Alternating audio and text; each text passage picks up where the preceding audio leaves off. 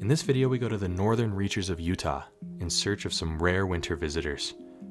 Along the way, we find some exciting raptors and visit the #1 birding spot in northern Utah. Come with me on this adventure and let's see what birds we can find.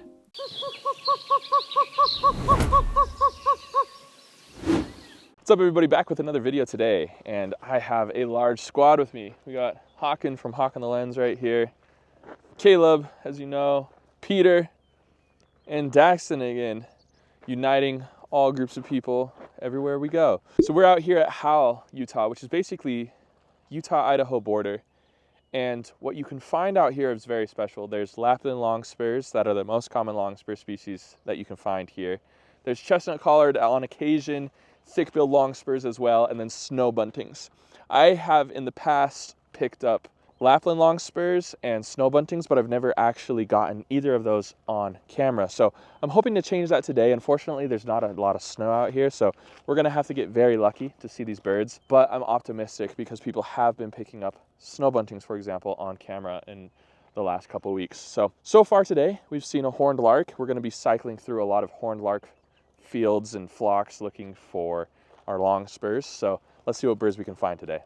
Despite the lack of snow, the surrounding fields still had plenty of birds, including this western meadowlark perched on a power line. We spent a ton of time scanning the fields with our binoculars and scopes, hoping to pick out the odd duck amongst a ton of horned larks. Of course, we had no problem finding plenty of horned larks. We didn't mind though. This year, the ABA's 2026 Bird of the Year is the horned lark. But there was still plenty of bird diversity despite the rural conditions. This red-winged blackbird perched up on a fence post, but eventually flew down to the ground to forage for food. Of course, there were also a ton of house sparrows in the surrounding area. These birds adapted thousands of years ago to take advantage of human agricultural practices, and they never looked back. They're now considered invasive across many continents, but this bird has done quite well thanks to the abundance of human activity. Back to the horned lark real quick. I've got an awesome video featuring this bird of the year over on the Learn channel, so make sure you go check that one out.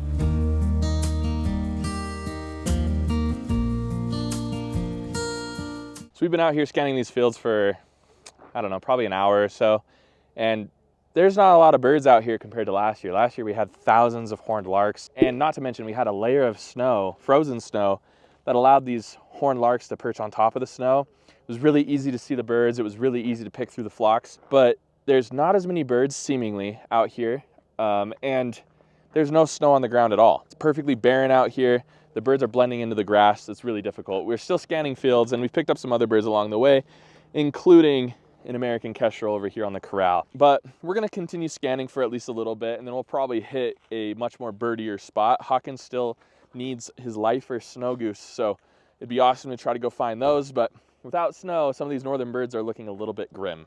Again, we couldn't help but film the horned larks whenever we got the chance. This video shows just how well they blend in to their surroundings. We also came across this killdeer. This time of the year, you'd rarely see this bird taking advantage of farmers' fields, but it's been so warm, bird behavior is kind of really odd this year. Despite not seeing any of our target birds today so far, we still have picked up some pretty cool species. We had a loggerhead shrike sitting on the fence over here. We got really excited because some people need northern shrike on their life lists, but it is a loggerhead, which is still an amazing bird. And then a golden eagle just flew right across the sky in front of us. Really cool to see a golden eagle up close. This is definitely the type of area you would find them, these cliff field-like areas. We're trying to find things such as like gray partridge. That's a bird that I've gotten on camera once, but very briefly. It's a very flushy bird. It'll just take off and fly. And I got a clip last year here at Howell of those birds flying away from us, but it would be cool to pick those birds up as well. So we do have a few more species that we're looking for here, but I think we might actually take birding to another spot here shortly. So hopefully we pick up a snow bunting or one of the longspur species, but it's not looking too optimistic at the moment. You stay first? It's way north. Yeah, it'd be crazy far north.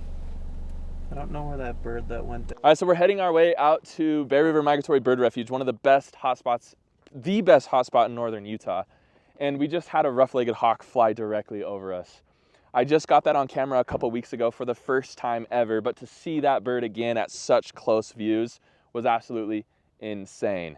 So got a few photos as well, not as sharp as I'd like them to be. My shutter speed was a little bit too low, but we still did pick up a rough-legged hawk. So really great start. We're not even to the refuge yet, and we got a banger bird on camera. We enjoyed more fantastic views of the rough-legged hawk. I just filmed this bird for the first time ever 2 months ago, and to see this bird in the air was epic.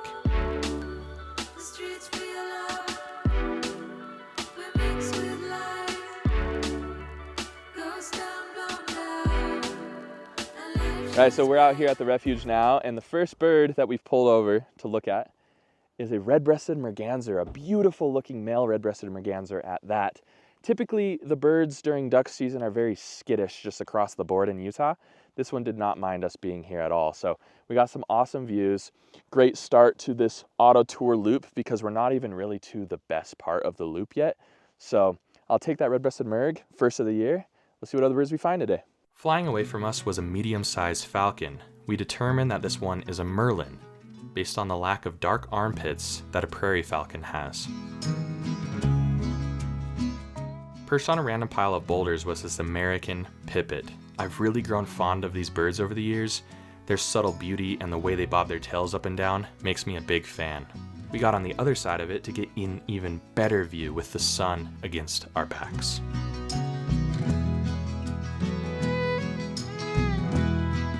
Still on the hunt for the snow goose and swans, we continued stopping and scanning the surrounding refuge.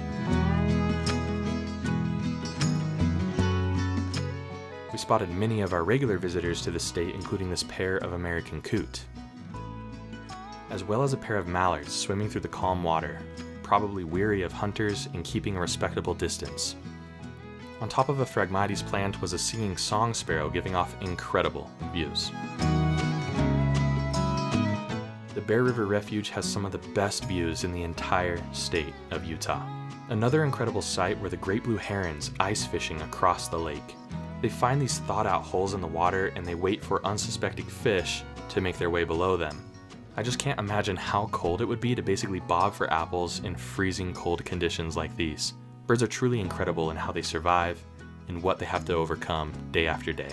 This common merganser also enjoyed one of these thawed-out puddles. A new bird for the year, tundra swans, finally came into view. This is our most common swan species in the state and feature a bit of yellow at the base of their bill. In my home county though, trumpeter swans have become more common to find this time of year, so this was actually the last swan species I needed to find for our state. Cutting through the air above were these northern pintail. I always like filming ducks in flight as it gives me a new perspective than when they're swimming around in the water.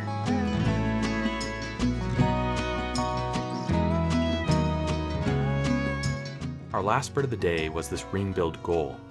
Although we didn't find any of our target species, sometimes that's how birding is. We still had a fantastic day looking for birds together and just hanging out with each other. Alright guys, obviously we didn't get any of our targets, but sometimes birding is that way. Still had a fantastic time birding. Now, I appreciate you guys letting this video be a little bit slower pace. Sometimes birding isn't about finding super rare birds or lifers, but just enjoying what's around you normally. That being said, I just finished filming today's video and we found 5 rarities and 2 lifers. So subscribe if you haven't, because next week is going to be absolutely insane. Thank you so much for joining me on this journey. I hope to see you all next time on Bright Eyed Birding.